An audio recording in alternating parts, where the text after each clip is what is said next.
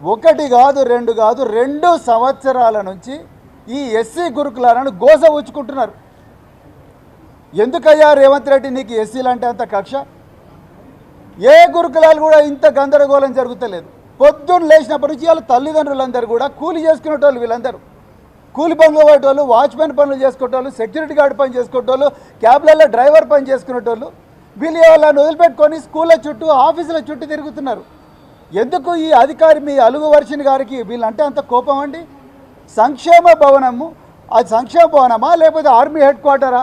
వీళ్ళందరూ ఎప్పుడైతే తల్లిదండ్రులుగా వీళ్ళందరూ పోయి మేడం మీరు మా పిల్లలకు అన్యాయం చేస్తున్నారు, అప్పుడున్న ఆఫీసర్లు, ఇదే కాంగ్రెస్ గవర్నమెంట్లో ఉన్న ఆఫీసర్లు కూడా కొంతమంది మమ్మల్ని మంచిగానే చూసుకున్నారు, కానీ మీరు మాత్రం ఎందుకు మేడం మమ్మల్ని ఇట్లనే చూస్తున్నారు అని అడిగితే పోలీసు వాళ్ళని పిలిపించి వీళ్ళని బయటికి గెంటేయడం, సీసీటీవీ కెమెరాలు పెట్టుకోవడం, వీళ్ళను కనీసం కూర్చోబెట్టి కూడా మాట్లాడే సంస్కారం లేని ఆఫీసర్లను ఇవాళ మీరు సాంఘిక సంక్షేమ శాఖలో